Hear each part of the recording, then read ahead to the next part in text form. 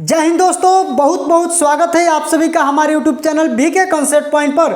दोस्तों आज के क्लास में हम लोग पढ़ने वाले हैं फिजिक्स, और फिजिक्स में पढ़ने वाले हैं लेसन 2। और लेसन 2 का नाम है क्या? कार्य ऊर्जा शक्ति, वर्क एनर्जी पावर। और उसी वर्क एनर्जी पावर के जोश जुनून में हम लोग पढ़ने वाले हैं। तो आप लोगों के अंदर भी जोश जुनून एनर्जी होना चाहिए, एनर्जेटिक होकर एकदम पढ़ाई कीजिए। और ज़बरदस्त क्लास आज का होने वाला है, तो इसलिए आप लोग पूरे क्लास में बने रहिएगा। और बहुत बेहतर सा कॉन्सेप्ट यानी कि कार्य से अगर कोई भी सवाल पूछेगा ना, कोई भी सवाल कंपटीशन के एग्जाम में, तो आप लोग छोड़ के नहीं आएंगे, ये मैं गारंटी के साथ बोल रहा हूँ। सबसे पहले यहाँ पे देखिए कार्य के बारे में जानेंगे, ठीक है। कार्य की ये फॉर्मूला के बारे में जानेंगे, कार्य किस प्रकार की राशि है, कार्य की मात्रा क्या होता है, कार्य कितने प्रकार के होते हैं, यानी कि कार्य से संबंधित न्यूमेरिकल भी पूछता है, उसके बारे में भी हम बताने की कोशिश करेंगे। तो आप लोग पूरे वीडियो में एकदम दिल ठान के बने रहिएगा और एकदम एक अच्छा सा बेहतर कॉन्सेप्ट सीख के जाइएगा। और वीडियो अच्छा लगेगा तो लाइक करके भी जाना होगा। और इसका नोट्स बनाना चाहते हैं ना, क्योंकि ऐसा हम इसमें एग्जाम्पल इंक्लूड किए हैं, ऐसा हम फार्मूला लाए हैं जो बहुत कम ही किताब में मिल सकता है। और इसका PDF भी आपको हम प्रोवाइड कराएंगे। तो आप लोग मेरे टेलीग्राम चैनल से ज्वाइन हो सकते हैं, डिस्क्रिप्शन में लिंक दिया हुआ है, ठीक है। चलिए यहाँ पे देखिए कार्य कह रहा है कि किसे कहते हैं? किसी पिंड पे बल लगाकर मूल स्थान से विस्थापित करना ही कार्य कहलाता है। नहीं समझ में आया ना? कोई बात नहीं। अब यहाँ पे देखिए आपको हम फिगर द्वारा समझाते हैं। मेरे पास तो डिजिटल बोर्ड नहीं है कि यहाँ पे सर्च करें कि कार्य, तो आ जाएगा कार्य से संबंधित फिगर, परिभाषा, सब कुछ। लेकिन हम इस व्हाइट बोर्ड पे भी आपको समझाने की कोशिश करेंगे बेहतर से बेहतर तरीका से। यहाँ पे देखिए कार्य किसी पिंड पे बल लगाकर मूल स्थान से विस्थापित करना ही काम कहलाता है। कार्य का मतलब काम, वर्क। अब बताइए एक मिनट कि ये जो मार्कर है, ठीक है, अगर कहेंगे इस मार्कर को यहाँ से यहाँ पे लाने के लिए, यहाँ पे, तो क्या आ जाएगा? नहीं आएगा। यानी कि इस पे हम लगाएंगे बल और इसके मूल स्थान को परिवर्तित कर दिए। यानी कि पहले था यहाँ पे, अब आ गया यहाँ पे। जैसे कि मान लीजिए कि ये एक टेबल हो गया आपका, और इस टेबल पे रखा हुआ है ये किताब या कोई वस्तु रखा हुआ है। अब इस वस्तु पे हम इधर से लगा दिए बल और थोड़ा सा बल लगा के छोड़ दिए, तो ये वस्तु आ गया यहाँ पे। यानी कि वस्तु की अवस्था चेंज हो गया, यानी कि वस्तु विस्थापित हो गई। तो याद रखिएगा कि किसी वस्तु पे अगर हम बल लगाते हैं और वस्तु विस्थापित हो जाती है, अपनी पुरानी जगह को छोड़ के दूसरी जगह पे चली जाती है, तो उस केस में हम कार्य कहते हैं, यानी कि काम हो गया। अगर ये वस्तु यहीं पे रहेगी, अगर यहाँ पे नहीं आएगी, तो उस केस में काम नहीं होगा। इसका फॉर्मूला होता है, फॉर्मूला द्वारा भी हम बताएंगे। जैसे कि मान लीजिए कि यहाँ पे लिखा है कि कार्य का फॉर्मूला बल इंटू बल की दिशा में विस्थापन तब होता है कार्य। W इक्वल टू होता है F into D into cos theta. अब ये कहेंगे कि ये क्या है, हमको समझ में नहीं आता है। F into D into cos theta नहीं समझ में आता है, बिल्कुल नहीं समझ में आता, हम भी जानते हैं। ये देखिए कि मान लीजिए कि आपका ये हो गया ट्रॉली बैग। क्या हो गया? कहेंगे ट्रॉली बैग। ट्रॉली बैग नहीं समझते हैं? जो यहाँ पे ये रहता है आपका, ये इसको पकड़ के ऐसे खींचते हैं तो क्या होता है? ये डगरने लगता है, यानी कि यहाँ से डुगुर के ये जाने लगता है, ठीक है। और जब हम ट्रॉली बैग को यहाँ से, अगर कोई आदमी यहाँ पे खड़ा है, जैसे कि मान लीजिए कि एक आदमी हम बना दिए, ठीक है, यहाँ पे एक आदमी हम बना दिए, हमको तो फिगर बनाने आता नहीं है, फिर भी ये अपने हाथ से पकड़ के इस ट्रॉली बैग को खींचता है। और जब ये ट्रॉली बैग को पकड़ के खींचता है, तो ये बताइए कि बल तो लगा इस ट्रॉली बैग पे आए, और ट्रॉली बैग गया इधर, यानी कि बल लगा ऊपर से नीचे, यानी कि नीचे से ऊपर खींचा, तो यानी कि बल लगा इस तरह और ट्रॉली बैग डुबुर के गया इस तरह। तो यहाँ पे आपका हो जाएगा बल F बराबर होता है कि वस्तु पे लगाया गया बल, इस वस्तु पे आप जिस तरह से बल लगाएंगे, तो ये आपका F इक्वल टू F का मतलब ही होता है फोर्स। इस वस्तु पे जिस तरह से बल लगा, जैसे कि मान लीजिए इसको खींचे, तो जब खींचने में बल लगा है तो ये डुगुरने का काम सीधा किया, डुबुरने का काम सीधा किया ना। जब हम इसको इस तरह से खींचे तो ये विस्थापित इधर हुआ, तो जब ये इधर खींचे विस्थापित इधर हुआ तो ये आपका हो गया F का मान। समझ में आया? यानी कि जब हम ऊपर खींचे तो ये आपका बल, जिस बल से किसी न किसी बल से खींचेंगे ना, 1 न्यूटन 2 न्यूटन 3 न्यूटन, ठीक। और जब खींचेंगे तो ट्रॉली बैग यहाँ से लेके यहाँ तक आएगा, तो ये आपका हो गया D का मान, यानी कि विस्थापन। D का मतलब होता है डिस्प्लेसमेंट। समझ रहे ना? D का मतलब डिस्प्लेसमेंट, इसी का हिंदी होता है विस्थापन। यानी कि वस्तु यहाँ से आ जाएगा यहाँ। अब कहिएगा कि ये cos थीटा क्या है, ये थीटा नहीं समझ में आता है, तो बल और विस्थापन के बीच ये जो कोण बनता है यही आपका हो जाता है थीटा। और cos थीटा इसको cos में ही लिया जाता है, तो याद रखिएगा कि ये W का मतलब हुआ वर्क, वर्क का हिंदी हो गया कार्य, ठीक। F का मतलब हुआ फोर्स, फोर्स का हिंदी हो गया बल, ठीक है, यानी कि ये बल हो गया आपका। D का मतलब हुआ डिस्प्लेसमेंट, इसका हिंदी हुआ विस्थापन, यानी कि यहाँ से यहाँ तक विस्थापित हो जाती है। थीटा का मतलब जानबे करते हैं कि दो रेखा के बीच बने कोण को में थीटा होता है, यानी कि कोण को ही थीटा कह सकते हैं। यानी कि 20 डिग्री 30 डिग्री 40 डिग्री जितना डिग्री का भी बन सकता है।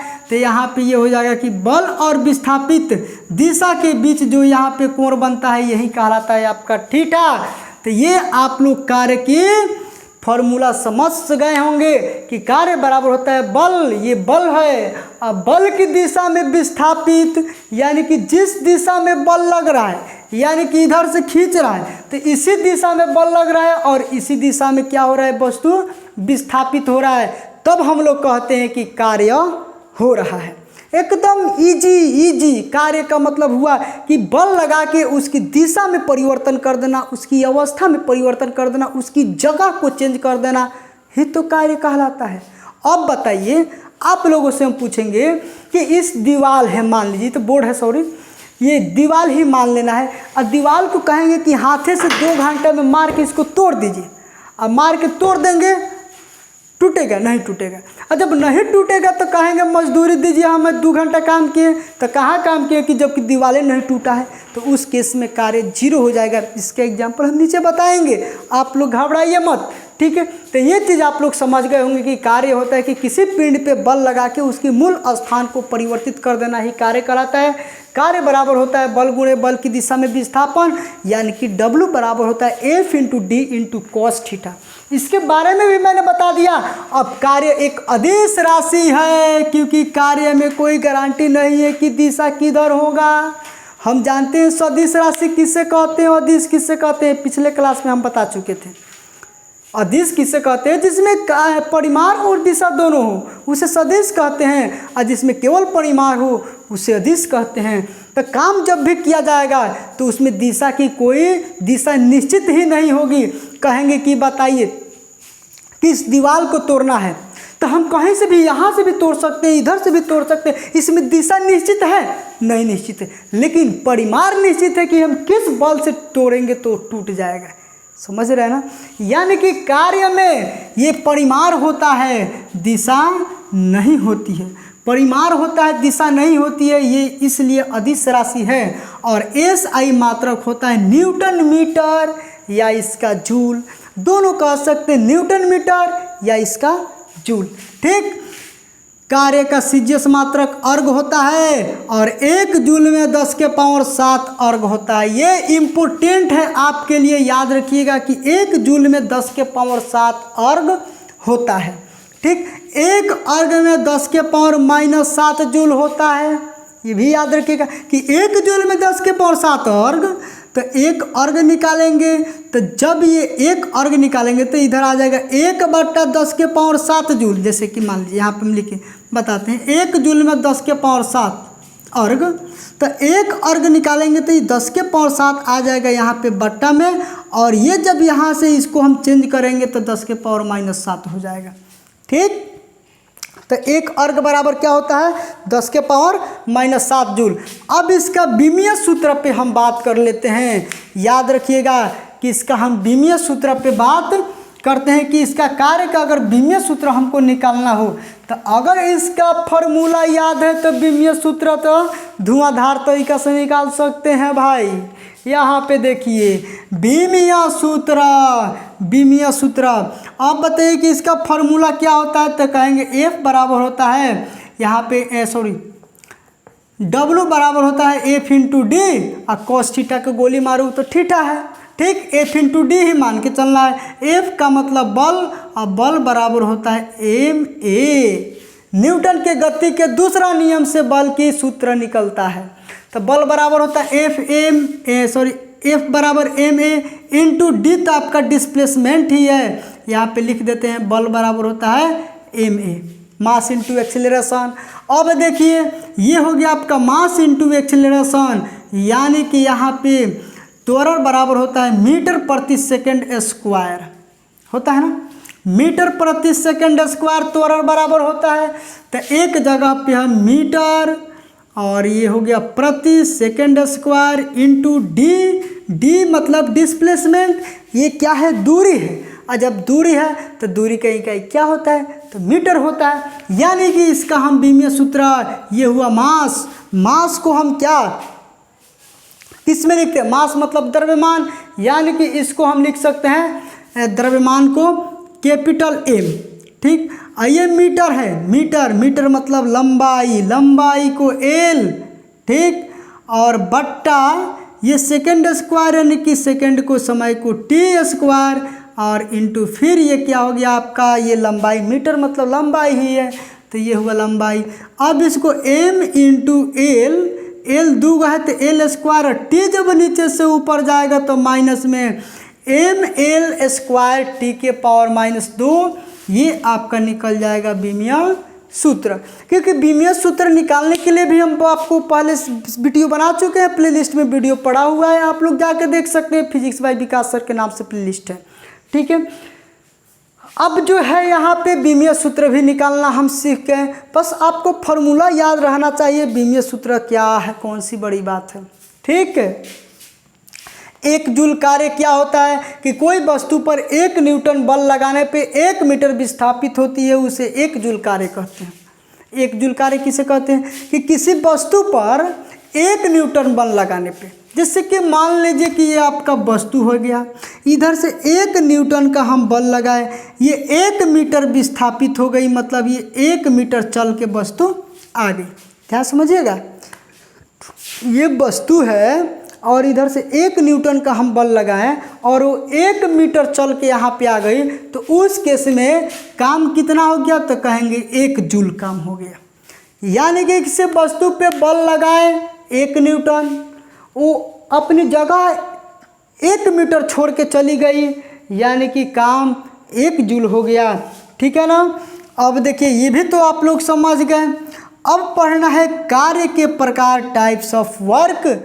देखिए दोस्तों, अभी हम बोले थे कि अब हम लोग पढ़ेंगे कार्य के प्रकार। तो कार्य 3 प्रकार से होते हैं, एक धनात्मक कार्य, एक ऋणात्मक कार्य, एक शून्य कार्य। धनात्मक कब होता है, ऋणात्मक कब होता है, शून्य कब होता है, इसको हम जानने की कोशिश करेंगे। यहाँ पे देखिए धनात्मक कार्य के बारे में हम पहले बताते हैं कि जब किसी वस्तु पे बल लगाया जाता है तो वस्तु की दिशा विस्थापित होती है, तो बल की दिशा में उसकी दिशा विस्थापित होती है, तो उस केस में धनात्मक कार्य होगा। कहने का मतलब क्या है कि अगर यहाँ पे कोई डस्टर है, जैसे कि यहाँ पे ये डस्टर है रखा हुआ है, अगर इस डस्टर को हम इधर की ओर खींचते हैं तो बल लगाए इधर की ओर, तो डस्टर भी आया इधर की ओर, यानी कि बल की दिशा में ही डस्टर आया, तो उस केस में क्या होगा, कार्य धनात्मक होगा, ठीक। जैसे कि मान लीजिए कि बैल की जोड़ी होता है ना, बैल की जोड़ी हल को खींचता है, तो बैल जब बल लगा के हल को खींचता है तो बैल आगे की ओर खींचता है, तो हल भी तो आगे की ओर जाता है, तो उस केस में कार्य धनात्मक होता है। यानी कि सीधा सीधे कहने का अर्थ है कि जिस दिशा में बल काम करे उसी दिशा में वस्तु चली जाए, तो उस केस में होता है धनात्मक कार्य। यानी कि यहाँ पे हम लिख देते हैं, आप लोग लिखना चाहते हैं तो लिख लीजिएगा कि बल और विस्थापन विस्थापन, धनात्मक कार्य में बल और विस्थापन एक ही दिशा में होते हैं, एक ही दिशा में होते हैं। ठीक है, ये हो गया आपका एग्जाम्पल। ठीक, अब बताइए कि जैसे कि मान लीजिए कि किसी वस्तु को अगर हम धरती से उठाते हैं, तो अगर हम वस्तु को धरती से उठाते हैं तो वस्तु पे लगाया गया बल, जब हम ऊपर की ओर उठाते हैं तो ऊपर की ओर ना आता है, तो लगाया गया बल धनात्मक बल हो जाएगा, धनात्मक कार्य हो जाएगा। ठीक, क्योंकि ये बल की दिशा में ही वस्तु आ रही है। चलिए अब हम लोग बात करते हैं ऋणात्मक कार्य। और ये भी जानते हैं कि धनात्मक कार्य कब होता है। धनात्मक कार्य कब होता है कि जैसे कि बल और विस्थापन के बीच एक न्यून कोण बने, मतलब कहने का अर्थ है कि यहाँ पे हम बल लगाए, अब वस्तु इधर गया, यानी कि यहाँ पे कोई वस्तु है, इस वस्तु को हम बल लगाए, ठीक है, बल लगाए इधर की ओर, वस्तु गया इधर की ओर, इसके बीच का कोण बना, और इसके बीच का कोण अगर न्यून कोण होगा, न्यून कोण का मतलब 0 से बड़ा और 90 से छोटा, तो इस केस में क्या होगा कि धनात्मक कार्य होगा। वो कैसे, यहाँ पे देखिए, जैसे कि अभी हम बताए थे कि एफ डब्लू बराबर होता है F into D into cos theta. ठीक है, एफ इंटू डी कुछ भी तो होगा, एफ का मान कुछ होगा, डी का भी मान कुछ होगा। मान लेते हैं 1 न्यूटन बल लगा और 1 मीटर वस्तु विस्थापित हुआ, और थीटा का मान अगर मान लेते हैं यहाँ पे 0 डिग्री। सोचिए, अगर कॉस थीटा का मान मानते हैं कि 0 डिग्री, तो कॉस 0 का मान कितना होता है, ये तो आपका 1 इंटू 1 1 हो गया। कॉस 0 का मान कितना होता है, जल्दी बताइए। साइन 0 का मान 0, साइन 90 का मान 1, तो कॉस 0 का मान क्या होगा, तो 1। तो ये हो गया आपका 1 इंटू 1 यानी कि 1। यानी कि आपका कार्य ये पॉजिटिव में आया कि नहीं, आपका कार्य पॉजिटिव में आया, तो आप लोग इससे भी निकाल सकते हैं कि 0 डिग्री और 90 डिग्री के बीच बल और विस्थापन के बीच अगर 0 से लेकर 90 के बीच का कोण होता है, तो उस केस में कार्य क्या होगा, आपका पॉजिटिव में होगा। ठीक, अब आ जाते हैं हम लोग निगेटिव में, कि निगेटिव में क्या होगा। तो निगेटिव में यही होगा कि हम बल लगाए इधर, अब वस्तु जाए उधर, हम बल लगाए इधर की ओर, अब वस्तु जाए इधर की ओर, यानी कि बल के विपरीत दिशा में, बल जिस दिशा में लगा रहे हैं उसके विपरीत दिशा में वस्तु विस्थापित हो रहा है, तो उस केस में क्या कहते हैं, तो कहेंगे कि ये यहाँ पे ऋणात्मक कार्य हो रहा है, यानी कि निगेटिव में हो रहा है। ठीक, जैसे कि एग्जाम्पल हम बताते हैं कि जब हम किसी वस्तु को ऊपर की ओर फेंक देते हैं, तो ऊपर की ओर फेंक दिए बल लगा के, तो गया ऊपर की ओर, मैंने बल लगाए, और गुरुत्वीय बल, पृथ्वी का गुरुत्वीय बल खींच रहा है नीचे की ओर, यानी कि हम फेंके ऊपर और पृथ्वी खींच रहा है नीचे, यानी कि बल के विपरीत दिशा में बल लग रहा है, यानी कि हम फेंके ऊपर अब वस्तु आ रहा है नीचे, तो उस केस में होगा ऋणात्मक कार्य। और ऋणात्मक कार्य कब होता है कि जब वस्तु और, याद रखिएगा, जब वस्तु, जैसे कि मान लीजिए कि यहाँ पे कोई वस्तु है, वस्तु का बल, यहाँ पे बल लग रहा है, अब वस्तु विस्थापित हो रही है इधर, बल लग रहा है इधर इधर, और वस्तु चली जा रही है इधर, और इसके बीच का कोण बन रहा है कितना, 90 से बड़ा और 180 से छोटा, यानी कि अधिक कोण कह सकते हैं इसको, ऑब्ट्यूस एंगल। ठीक है, यानी कि 0 से क्या होता है, बड़ा, और 90 से क्या 180 से क्या होता है, छोटा, यानी कि यहाँ पे डायरेक्ट लिख सकते हैं कि 90 से बड़ा और 180 से छोटा। अगर इसके बीच का कोण बनेगा तो उस केस में क्या हो जाएगा, उस केस में आपका कार्य ऋणात्मक हो जाएगा। अगर साबित करना चाहते हैं तो देखिए, वर्क बराबर F into D into cos theta, यहाँ पे एफ डी का मान कुछ भी मान सकते हैं, 1 2 3 4 5 कुछ भी मान सकते हैं। ठीक, कॉस थीटा यहाँ पे एक बार 90 रखिए, तो कॉस 90 का मान कितना होता है, तो कहेंगे 0 होता है, होता है ना। कॉस 90 का मान क्या होता है, तो 0 होता है, 0। कॉस 90 का मान कितना होता है, साइन 0 का मान 0, तो कॉस 90 का मान क्या हो जाएगा, 1। साइन 0 का मान 0, तो कॉस 90 का भी मान तो 0 होगा, सॉरी 0 होगा, तो ये हो जाएगा सब 0, यानी कि 0 हो जाएगा आपका ऋणात्मक कार्य, यानी कि ये आपका क्या हो जाएगा, ये ऋणात्मक कार्य, यानी कि माइनस में भी चला जा सकता है। जैसे कि 90 से हम लोग थोड़ा सा आगे जाएंगे, अभी 90 पे है तो 0, 90 से जैसे आगे जाएंगे तो ये माइनस में आना स्टार्ट, तो ये हो जाएगा ऋणात्मक कार्य। ठीक है, यानी कि 90 से बड़ा, यहाँ पे 90 नहीं लेना है, 90 से बड़ा लेना है यहाँ पे। ठीक है ना, तब आ जाएगा आपका ऋणात्मक कार्य। अब आते हैं शून्य कार्य। शून्य कार्य का एकदम अच्छा सा एग्जाम्पल कि काम खूब किए वस्तु में परिवर्तन ही नहीं हुआ। तो शून्य काम खूब किए, दीवार को खूब हाथे से मार के तोड़ रहे, दिन भर मारे, हाथ टूट गया लेकिन दीवार नहीं टूटा। और हम जाके मजदूरी मांगेंगे कि मेरा मजदूरी, तो दिन भर तो काम किए, तो वो कहेगा कहाँ दीवार टूटा, तो हम तो काम किए हैं ना, तो वो काम नहीं माना जाएगा। काम करने का मतलब कि वस्तु में की अवस्था में परिवर्तन होना, और जब वस्तु की अवस्था में परिवर्तन होगा ही नहीं तो आपने काम किया ही नहीं। ठीक है, यानी कि उस केस में काम शून्य हो जाएगा। जैसे कि मान लीजिए कि कुल्ली जो होता है अपने सर पे लेके सामान को ऐसे ऐसे करके ढोता है कि नहीं ढोता है भाई, बताइए। जैसे कि मान लीजिए हम कुल्ली हो गए, अपने सर पे सामान को रख के ढो रहे हैं, तो क्या कुल्ली काम करता है? काम नहीं करता है। काम नहीं करता है कैसे? देखिए, ये हो गया आपका कुल्ली और ऊपर रखा है बोझा सामान, और ये जा रहा है इधर कुल्ली, और इसके बीच का कोण 90 डिग्री है। और जब यहाँ पे 90 डिग्री जब आ जाएगा तो काम शून्य हो जाएगा। कैसे? कि देखिए, ये बल लग रहा है नीचे की ओर और दिशा विस्थापित हो रहा है इधर की ओर। बल लगा नीचे की ओर, सॉरी, बल लगाया ऊपर की ओर, क्योंकि ऐसे हम बल लगाते हैं ना, इस पे पकड़ के ऊपर की ओर काम हो रहा है, आगे बढ़ रहा है। इसके बीच का कोण 90 डिग्री यानी कि लंबवत है, तो काम जीरो होगा। जैसे देखिए कि W बराबर होता है F into D into cos theta. F का मान कुछ भी मान लीजिए, जैसे कि मान लीजिए 2 न्यूटन बल लगा, ये 3 मीटर चला गया, और कॉस यहाँ पे 90, कॉस 90 का मान होता है क्या? तो जीरो। और सबको गुणा करेंगे तो जीरो, तो काम कितना हो गया? जीरो। तो इस केस में भी काम जीरो होता है। लेकिन कुल्ली तो काम कर रहा है फिजिक्स के अनुसार जीरो, लेकिन शरीर से तो काम कर रहा है, शरीर का एनर्जी तो खत्म हो रहा है, तो इसलिए उसको मेहनताना दिया जाता है। नहीं तो फिजिक्स के अनुसार कुल्ली कितना हो सामान ढोलेगा, उसका काम नहीं माना जाएगा।